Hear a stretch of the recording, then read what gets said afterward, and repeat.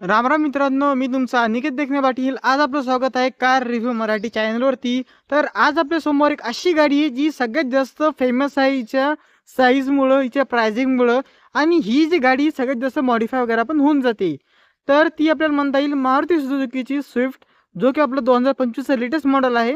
आणि GST 2.0मध्ये आता याच्यामध्ये आपल्याला GST मध्ये किती प्राईस आपल्याला कमी भेटेल, आणि पहिली प्राईस किती होती आणि आता किती भेटायली, आणि आपण विचारलं तर किती पैसे आपण वाचू शकतो, ते पण तुम्हाला काय आज आपण या व्हिडिओमध्ये सांगणार आहोत. तर हा जो व्हिडिओ पूर्ण कंप्लीट बघा, त्यानंतर तुम्हाला सगळं कळून जाईल गाडीबद्दल. आणि आपण नाही काय गाडीचे फीचर्स वगैरेबद्दल तुम्हाला सांगणारच आहे. तर चला मग आजच्या व्हिडिओ चालू करूया. सगळ्यात पहिले आपण बोलूया जी चाबी आहे गाडीची, ती या टाईपमध्ये येऊन जाते. आणि इथं आपल्याला लॉक अनलॉकचं चाबीचं इथं बटन येऊन जाते. बाकी चाबी वगैरे आपल्या सारखीच येऊन जाते गाडीची या टाईपमध्ये. आणि आपण जर बोललो व्हायची जी गाडीचं जे मॉडेल वगैरे म्हणता येईल, हा आपला हे VXI पेट्रोल मॉडेल आहे. आणि याची जी जुनी प्राइसिंग होती आपल्याला ती 7,29,000 आपल्याला जायची एक शोरूम वाशिममध्ये. सध्या नाही, मी आपल्या वाशिममध्ये आहो. वाशिममध्ये आपल्याला सुझुकीचं डीलरशिप आहे. कोणती गाडी पाहिजे असेल तर कॉन्टॅक्ट करू शकता तुम्ही. त्यानंतर बोललो पाहिजे जी आता नवीन प्राइसिंग आहे, ती आपल्याला येऊन जाते 6,67,000च्या जवळपास आपल्याला येऊन जाते नवीन प्राइसिंग, जी की GST 2.0 लागल्यानंतरची आहे. आणि राहिली गोष्ट व्हायची आहे आपण पैसे किती सेव्ह करू शकतो, तर तुम्ही या गाडीमध्ये नाही का पहिल्यापेक्षा 62,000 रुपये तुम्ही नाही का याच्यातनी आरामात सेव्ह करू शकता. 62,209 रुपये जवळपास तुम्ही याच्यातनी पैसे वाचू शकता. ही गोष्ट आपल्या गाडीबद्दल आपण जर बोललो तर आपल्या गाडीमध्ये आपलं जे इंजन वगैरे म्हणता येईल, तो आपल्याला येऊन जाते Z12E इंजन येऊन जाते. त्यानंतर इंजिन सीसी आपल्याला म्हणता येईल तर 1197 मध्ये 3 सिलेंडर इंजिन येऊन जातात, जी आपले पॉवर काढून देते 80.86 bhp. आणि टॉर्क वगैरे म्हणता येईल ते आपल्याला 111.7 न्यूटन मीटरमध्ये मिळून जाते. राहिली गोष्ट टर्निंग रेडियसबद्दल, तर ते आपल्याला 4.8 मीटरमध्ये भेटून जाते. आणि जे पेट्रोल टँक म्हणता येईल तो आपल्याला येऊन जाते 37 लिटरमध्ये. स्विफ्ट ही अशी गाडी आहे, यामध्ये तुम्हाला पेट्रोल, CNG आणि AGS म्हणजेच की ऑटोमॅटिक व्हेरियंट वगैरे पण मिळून जाईल. त्या सांगायची गाडी जास्त मॉडिफाय वगैरे पण होऊन जाते. ही म्हणता येईल स्विफ्ट म्हणता येईल किंवा ब्रिझा पण म्हणता येईल. स्विफ्ट सगळ्यात जास्त मॉडिफाय करतात मुलं, कारण की ही तशी टाईपची मॉडिफाय वगैरे होऊन जाते. कारण की गाडी तेवढी एवढी चांगली दिसते, तर मग मॉडिफाय केल्यानंतर अजून चांगली दिसून जाते. त्यानंतर आपण बोलूया गाडीच्या मायलेजबद्दल. तर ही सध्या पेट्रोलमध्ये आहे, तर पेट्रोलमध्ये आपल्याला मायलेज 24 देते. ही तुम्ही चांगलं चालवता अजून पण चांगला मायलेज मिळू शकते तुम्हाला. त्यानंतर आपण जर बोललो बुवा तिची लेंथ वगैरे म्हणतात गाडीची आपल्याला टोटल लांबी वगैरेबद्दल, तर ती 38-60 मध्ये येऊन जाते. गाडीची रुंदी आपल्याला 17-35 आहे. आणि गाडीची उंची वगैरे आपल्याला 15-20 मध्ये भेटून जाते. राहिली गोष्ट व्हीलबेसबद्दल, तर ते आपल्याला 2450 मध्ये आपल्याला मिळून जाईल. आणि जे ग्राउंड वगैरे म्हणता येईल ते आपल्याला 163 मध्ये आहे. बुटफेस वगैरेच्या बद्दल बोलसाल तर आपल्याला 265 लिटरचा आपल्याला बुटफेस येऊन जातो गाडीमध्ये. आणि जे गरवेट वगैरे म्हणता येईल ते 920 kg आहे. आणि जे ग्रॉसवेट वगैरे म्हणता येईल ते आपल्याला 1355 kg मध्ये मिळून जाते. प्राइसिंग तर तुम्हाला मी सांगितलेलीच आहे, तर तुम्ही प्राइसिंगबद्दल सगळ्यात जास्त खुश झालेले असाल मला असं वाटतंय. त्यानंतर आपण बोलूया समोरून, तर आपल्या गाडीमध्ये जो सुझुकीचा लोगो वगैरे तो आपल्याला काही येऊन जातो, भेटून जातो. खाली ब्लॅकमध्ये ग्रिल येऊन जाते आपल्याला. इथे हेडलाईटबद्दल आपण जर बोललो तर हॅलोजन शेडमध्ये आपल्याला हेडलाईट येऊन जातो, पण प्रोजेक्टर आहे. खाली आपले इंडिकेटर्स आणि इथं येऊन जाते आपलं पार्किंगचं बटन, म्हणजे पार्किंग लाईट्स वगैरे बोलता येईल, बटन नाही सॉरी. आणि इथं आपल्याला येऊन जातं त्याच्यावाले जे फॉग लाईट वगैरे पाहिजे असं तुम्ही लावू शकता, जसं आपल्याला टॉप मॉडेलमध्ये आपल्याला अवेलेबल वगैरे होऊन जातो. त्यानंतर आपण बोललो बुवा याच्यामध्ये वॉशर वगैरे आपल्याला इथं 2 आपल्याला वॉशर वगैरे प्रॉपर येऊन जातात. एकदा बोनट व्ह्यू बद्दल बोलूया आपण. तर याला तुम्ही आरामाची ओपन वगैरे करू शकता.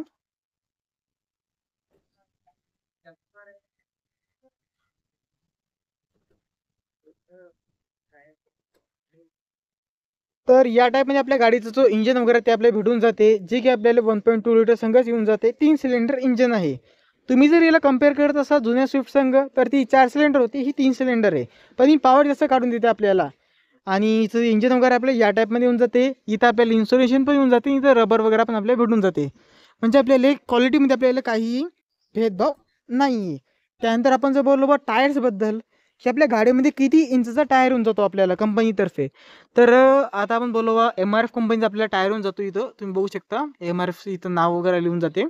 आणि साईज वगैरे म्हणता येईल आपल्याला, ती येऊन जाते 165-80 R14 इंचचा आपला टायर होऊन जातो. समोर डिस्क ब्रेक आहे, मागं ड्रम ब्रेक सिस्टीम आहे. गाडीचे जे सगळे टायर असतात ते आपल्या टूलबेसमध्ये येऊन जातात.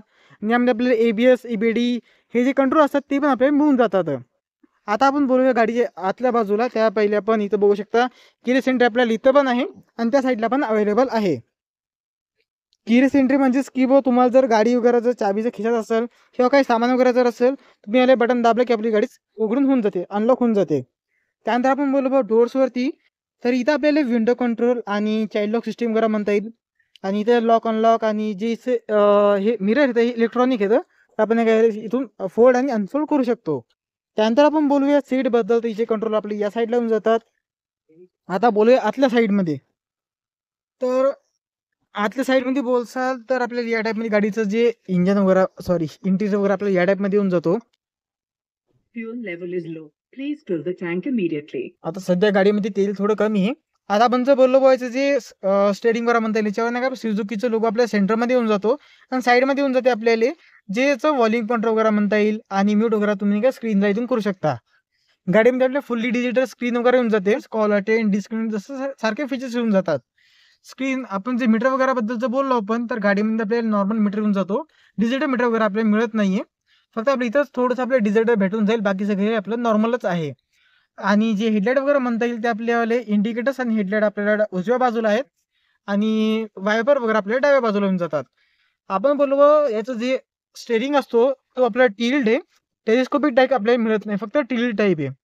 म्हणजे याला तुम्ही नाही का खालती वरती करू शकता, समोर मागे करू शकत नाही. आणि टोटल गाडी आपली 12 किलोमीटर चाललेली आहे. त्यानंतर आपण बोललो साईडमध्ये, तर साईडमध्ये आपलं जे ट्रॅक्शन कंट्रोल वगैरे म्हणता येईल तो आपल्याला येऊन जाते. इथं याचं ऑप्शन येऊन जाते, खाली आपल्याला येऊन जाते adjust start stop button. Headlight लेवलला तुम्ही नाही का तुम्ही ॲडजस्ट करू शकता आणि हे आपलं इंजिन स्टार्ट स्टॉप बटन आहे. आणि खाली आपण जर बोललो इथं पेट्रोल टँक आणि इथं आपण याला बोनटला ओपन वगैरे करू शकतो. आणि स्टेरिंगवरती तुम्हाला मी सांगितलेच आहे, फक्त आपल्या इथं काही कंट्रोल वगैरे मिळत नाहीत, फक्त आपल्या इथंच मिळून जातात. आता आपण जाऊया स्क्रीनकडं. तर स्क्रीन आपल्याला येऊन जाते याच्यामध्ये एकदम चांगली प्रकारे आपले डिजिटल स्क्रीन वगैरे येऊन जाते. आणि कॅमेरा क्वालिटीबद्दल आपण जर बोललो तर याच्यामध्ये कॅमेरा तर नाही मिळत आपल्याला, पण सेन्सर वगैरे अवेलेबल आहेत. तुम्हाला जर पाहिजे असेल तर तुम्ही नाही का याच्यामध्ये जे कॅमेरा वगैरे पाहिजे असेल तुम्ही लावू शकता. सुझुकी जेन्युइन ॲक्सेसरी किंवा आफ्टर मार्केट पण जाऊ शकता, जशी तुमची मर्जी. त्यानंतर आपण जर बोललो आता याच्यामध्ये जे आपले ट्रान्समिशन म्हणता येईल ते आपल्याला येऊन जाते 5 स्पीड ट्रान्समिशन येऊन जाते. आणि हा आपला आला रिव्हर्स गिअर. हँड वगैरे इथं आहे, गाडीमध्ये आमरेश वगैरे नाही आहे. आणि इथं येऊन जातात आपल्याला 2 चार्जिंग पॉईंट वगैरे येऊन जातात. इथे येऊन जाते आपलं 12 वॉटचं जे म्हणता येईल आपल्याला ते, इथे येऊन जाते आपलं नॉर्मल USB चार्जिंग पॉईंट. बाकी तुम्हाला फोनवर ठेवायची इथं पण ठेवू शकता वगैरे. गाडीमध्ये आपल्याला मॅक्स एसीचं फीचर्स येऊन जाते, ऑटोमॅटिक एसी येत नाही गाडीमध्ये. हे तुम्ही याला ॲडजस्ट वगैरे इथून करू शकता. कूलिंगचं इथून येऊन जाते फीचर्स, हाता लाईटचं बटन आपल्या इथे येऊन जाते आणि मिरर वगैरे आपल्या इथं येऊन जातात. आणि जे लाईट्स वगैरे ते आपले येल्लोमध्ये अवेलेबल आहेत गाडीमध्ये. गाडीमध्ये तसं बघताल तर फीचर्स वगैरे आपले चांगले दिलेले आहेत. इथं पण नाही का आपल्याला जरा हार्ड प्लास्टिकच आपल्याला अवेलेबल आहे, सॉफ्ट टच आपल्याला म्हणता येईल ते थोडं कमी आहे गाडीमध्ये. गोष्ट आपलं जे स्पीकर वगैरे म्हणता येईल ते इथं प्लेस केलेले आहेत आपल्या गाडीमध्ये. आणि खरं सांगतो तुम्हाला, गाडीची स्पीकर क्वालिटी ती एकदम खतरनाक आहे. म्हणजेच की कोणाला जर जास्त आवाज जर नसेल पाहिजे तर इथं जे स्टॉक आवाज आहे हा पण एकदम खतरनाकपणे अवेलेबल, म्हणजे खतरनाकपणे आवाज करतो. मागं बघू शकता तुम्ही स्पेस वगैरे आपल्याला एकदम छान प्रकारे मिळून जातो. मागं आपल्याला AC वेंट आणि किंवा चार्जिंग पॉईंट वगैरे हे आपल्याला भेटत नाहीत. हे फक्त फीचर्स आपल्याला समोरच मिळून जातील. तुम्ही आफ्टर मार्केट काय काम वगैरे करसाल तर तुम्ही ते पण लावू शकणार नाही, फक्त तुम्हाला पाहिजे असेल तर तुम्ही चार्जिंग पॉईंट समोरच लावावं लागेल. आपण इथं जर बोललो आपल्याला हेडरूम आमरेस वगैरे आपल्याला इथं मिळत नाही, फक्त 2च हेडरूम मिळतात आपल्याला. आणि आपल्या फक्त एअरबॅग वगैरे म्हणतात ते स्टँडर्ड 6 एअरबॅग वगैरे आपल्याला गाडीमध्ये मिळून जातात.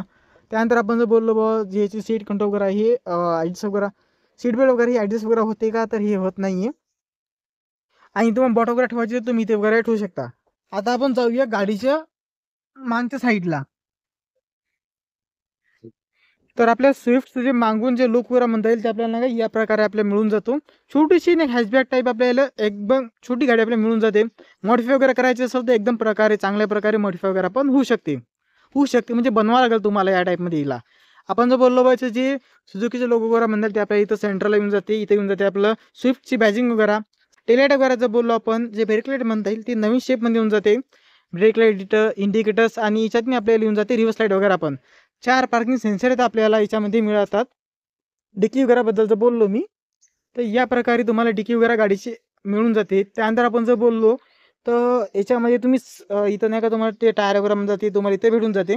हे जे टायरबद्दलचं बोललो ना मी, तर हे तुम्हाला येऊन जाते R14 इंचीचं आपलं टायर होऊन जातं. म्हणजे चांगलं आपल्याला टायर वगैरे भेटून जाते.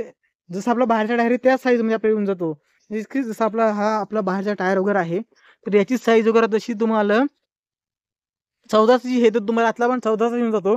पण तुम्ही इथं टॉप मॉडेलकडे गेले तर याच्यामध्ये 15चा आहे, तर स्टेपनी 14ची आपल्याला मिळून जाते. हे या टाईपमध्ये असं राहते. आणि याला तुम्ही इथून असं बंद करा.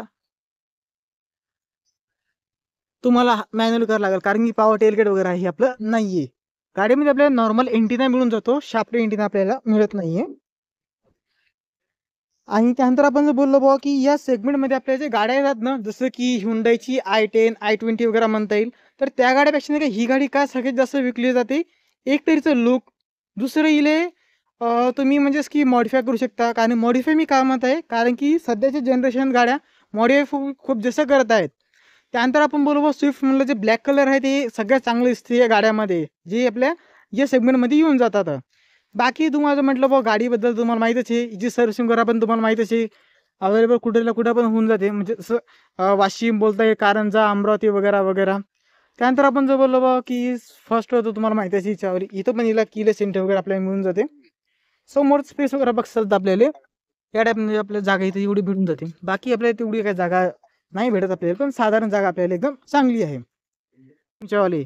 तर तुम्हाला हा व्हिडिओ वगैरे कसा वाटला ते तुम्ही कमेंट करून सांगा. कोणत्या गाडीचा रिव्ह्यू वगैरे बघायचा असेल ते पण कमेंट करून सांगा. व्हिडिओ तुमच्या संग नवीन व्हिडिओत नाही अशा व्हिडिओमध्ये एवढंच. राम राम सगळ्यांना.